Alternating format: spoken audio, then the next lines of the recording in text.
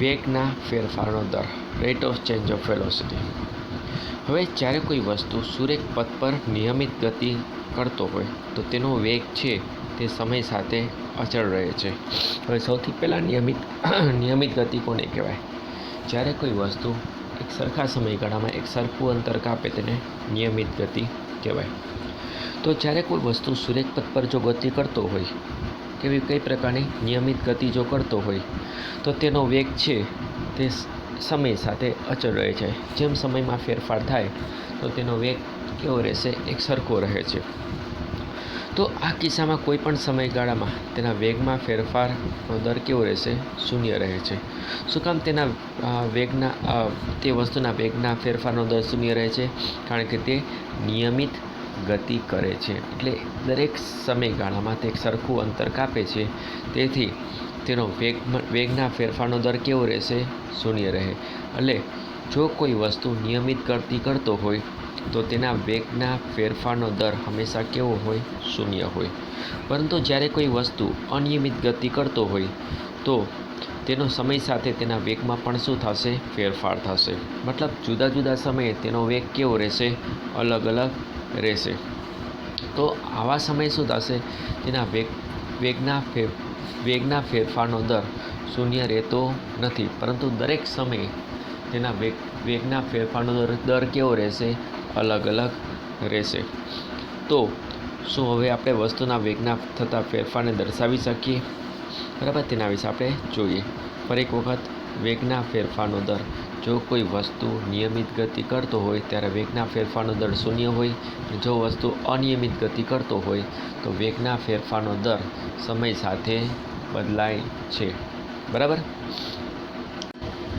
તો આ પ્રશ્નના જવાબ માટે આપણે અન્ય ભૌતિક રાશિ જેનું નામ પ્રવેગ છે તેના વિશે પરિચય મેળવશું. હવે જે એકમ સમય વસ્તુના વેગમાં થતા ફેરફારનું માપ છે. તો આ પ્રવેગ શું છે? કે જ્યારે કોઈ વસ્તુના વેગમાં સમય સાથે જો ફેરફાર થાય તો તેને શું કહેવાય? પ્રવેગ કહેવાય. બરાબર. એટલે પ્રવેગની વ્યાખ્યા થઈ. વસ્તુના વેગમાં થતા ફેરફારને શું કહેવાય? પ્રવેગ કહેવામાં આવે છે. એટલે પ્રવેગની વ્યાખ્યા શું થશે? વેગમાં થતો ફેરફારના છેદમાં તે માટે લીધેલ સમય. બરાબર છે. ફરી એક વખત પ્રવેગની વ્યાખ્યા: એકમ સમયમાં ચોક્કસ સમયમાં વસ્તુના વેગમાં થતા ફેરફારને શું કહેવાય? પ્રવેગ કહેવામાં આવે છે. અને પ્રવેગનું સૂત્ર: વેગમાં થતો ફેરફાર તે માટે લીધેલ સમય. હવે ધારો કે કોઈ વસ્તુ છે, તેનો પ્રારંભિક વેગ એટલે શરૂઆતમાં વેગ u છે. ટી સમયમાં તેનો છેલ્લો વેગ, અંતિમ વેગ કેટલો થઈ જાય છે? v થઈ જાય છે. બરાબર છે. તો તેને પ્રવેગ a વડે દર્શાવવામાં આવે છે. તો એનું સૂત્ર શું થશે? તો a બરાબર v - u/t. પ્રવેગ એટલે એ વેગમાં થતો ફેરફાર. હવે આપણે જો ફેરફાર જાણવો હોય તો અંતિમ વેગમાંથી પ્રારંભિક વેગને શું કરવું પડે? બાદ કરવું પડે. એટલે અંતિમ વેગ એટલે v, પ્રારંભિક વેગ એટલે u, એટલે v - u અને છેદમાં સમય એટલે v - u/t આવ્યું. પર જો લખ્યું છે વ્યાખ્યા આપણે સૂત્ર આપ્યું છે પ્રવેગ બરાબર વેગમાં થતો ફેરફાર. અને વેગમાં થતો ફેરફાર જાણવું હોય તો આપણે શું કરવું પડે? અંતિમ વેગમાંથી પ્રારંભિક વેગને શું કરવું પડે?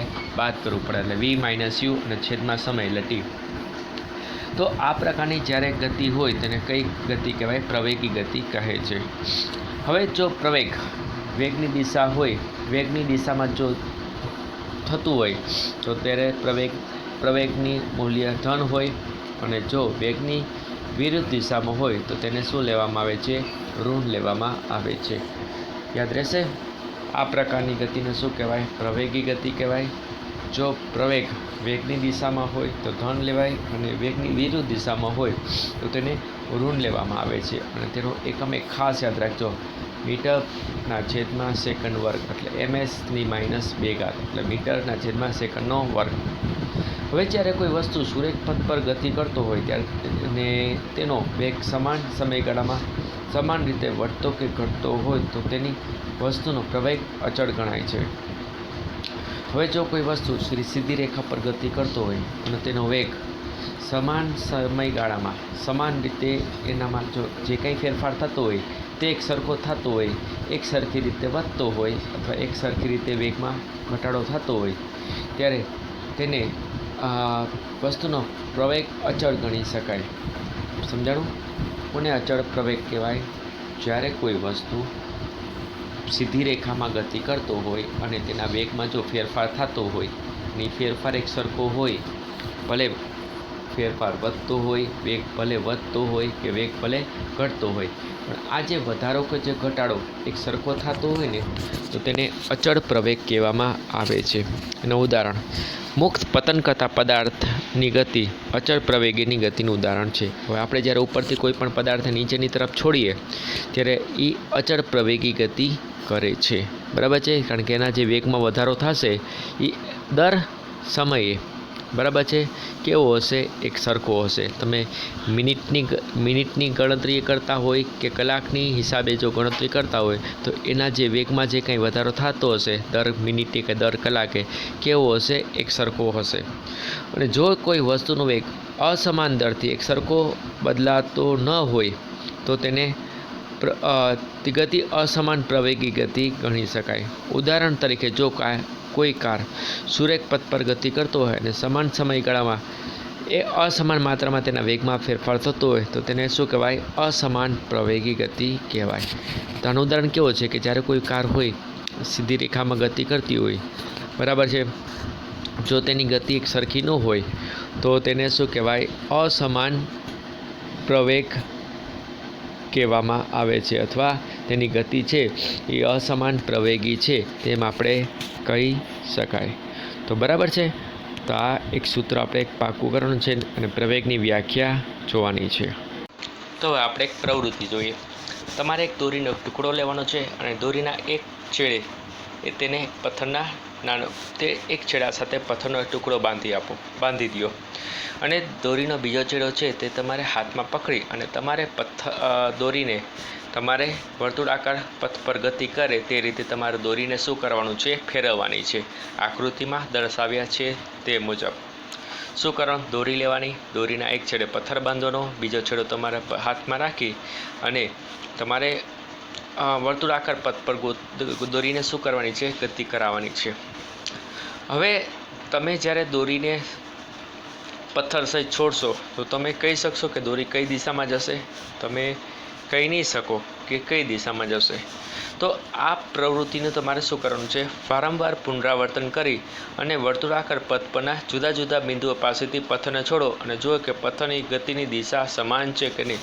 હવે તમારે શું કરવાનું છે કે અલગ અલગ વર્તુળાકાર પથ પર તમે જ્યારે દોરી ફેરવતા હોય તો તમારે અલગ અલગ બિંદુ પર તમારે દોરી છોડવાની છે અને તમારે અવલોકન કરવાનું છે કે દરેક વખતે જે કંઈ તમે દોરી છોડો છો તો દર વખતે તે દોરી એક જ દિશામાં જશે કે પછી અલગ અલગ દિશામાં જશે તેનું તમારે શું કરવાનું છે?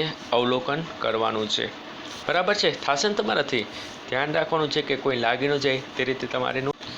હવે જો તમે ધ્યાનથી જોશો કે જ્યારે કોઈ પથ્થર વર્તુળાકાર પથ પર ગતિ કરતો હોય અને જે બિંદુ ઉપર વર્તુળાકાર પથના જે બિંદુ ઉપરથી તમે જ્યારે એ પથ્થરને છોડશો તો જો તમે ધ્યાનપૂર્વક જોશો કે તમને દેખાશે કે પથ્થરને મુખ કરતાં તે વર્તુળાકાર પથ્થર પરના તે બિંદુ પાસેના સ્પર્શકની દિશામાં તે ગતિ કરે છે. હવે તમે જ્યારે કોઈ આ પથ્થરને વર્તુળાકાર પથ પર ગતિ કરાવશો, બરાબર છે, અને જે બિંદુ તમે ધારો કે જે બિંદુ પર તમે પથ્થર મૂકતા હોય અને એ બિંદુ પર તમે જ્યારે કોઈ સ્પર્શક દોરો, તે બિંદુ આગળ તમે જે સ્પર્શક દોરો તો જે દિશામાં સ્પર્શક જાતું હશે તે દિશામાં પથ્થર સુરેખ માર્ગ પર ગતિ કરશે. સમજાણું? શું કીધું કે જે બિંદુ આગળથી વર્તુળાકાર પથના જે બિંદુ આગળથી તમે પથ્થર છોડો છો અને તે બિંદુ પર જો તમે સ્પર્શક દોરો, બરાબર છે, તો જે દિશામાં સ્પર્શક જતું હોય છે એટલે સ્પર્શકની જે દિશા હશે તે દિશામાં પથ્થર ગતિ કરશે. કારણ કે જ્યારે પથ્થરને છોડવામાં આવે ત્યારે તે ક્ષણે તે જે દિશામાં ગતિ કરતો હોય તે જ દિશામાં પોતે ગતિ ચાલુ રાખે છે. તો અહીંયા શું થશે કે જ્યારે તમે પથ્થરને છોડશો તો પથ્થરની દિશા કઈ છે? કે જે તે બિંદુ પર દોરેલા સ્પર્શકની. તો તમે જ્યારે પથ્થરને છોડો છો તો તે પોતાની જે દિશા હશે, ગતિની દિશા હશે, તે પોતાની ગતિની દિશા ચાલુ રાખશે અને તે દિશામાં પોતે આગળ વધશે. ત્યારે તે પોતાનો વર્તુળાકાર માર્ગ પર નહીં જાય પરંતુ પોતાની ગતિની દિશા ચાલુ રાખે છે. હવે આ દર્શાવે છે કે જ્યારે પથ્થરને વર્તુળાકાર ગતિ કરવામાં આવે ત્યારે તે દરેક બિંદુ આગળ પોતાની ગતિ દિશા બદલાય છે. તો આના ઉપરથી એવું તારણ કર્યું કે જ્યારે કોઈ પથ્થરને વર્તુળ ગતિ કરવામાં આવે ત્યારે દરેક બિંદુ પર એટલે જ્યાં વર્તુળ છે વર્તુળના દરેક બિંદુ પર તેની ગતિની દિશા શું થાય છે? બદલાય છે. જ્યારે કોઈ એથ્લેટને રમતગમતની હરીફાઈમાં ગોળો કે ચક્રને ફેંકે છે ત્યારે ગોળો કે ચક્ર હાથમાં પકડી અને પોતે શું કરે છે? પોતાના શરીરને ગોળ ગોળ વર્તુળાકાર ગતિ આપે છે. જોયું છે ને તમે ગોળા ફેંક? તેમાં કોઈ એથ્લેટ જ્યારે ગોળો ફેંકવાનો હોય કે ચક્ર ફેંકવાનું હોય ત્યારે સૌપ્રથમ પોતે શું કરશે કે પોતે પોતાની જાતને વર્તુળાકાર ગતિ આપે છે અને જ્યારે જે દિશામાં તેને ઈચ્છિત દિશામાં જેને ગોળો ફેંકવાનો હોય ત્યારે ઈચ્છિત દિશામાં એકવાર છૂટ્યા બાદ તે ગોળો કે તે દિશામાં ગતિ કરે છે. એટલે ઈચ્છિત દિશામાં જેને છોડવાનો છે, ગોળાને જે છોડવાનો છે તે બિંદુ પર પોતે શું કરશે? ગોળાને મૂકશે એટલે એ દિશામાં ગોળો આગળ જશે. બરાબર છે? તો આ બરાબર તે જ પ્રકારે છે અને જેની ચર્ચા આપણે પ્રવૃત્તિમાં પથ્થર માટે વર્ણન કરેલું. તો વસ્તુઓનો નિયમિત વર્તુળ ગતિના ઘણા ખરા પરિચિત ઉદાહરણો છે, જેમ કે ચંદ્ર તેમજ પૃથ્વીની ગતિ, પૃથ્વીની ચારે તરફ વર્તુળાકાર કક્ષાના પરિભ્રમણો કરતા ઉપગ્રહો, વર્તુળાકાર પથ પર ઝડપથી ગતિ કરતા સાયકલ સવાર વગેરે આ નિયમિત વર્તુળ ગતિના શું છે?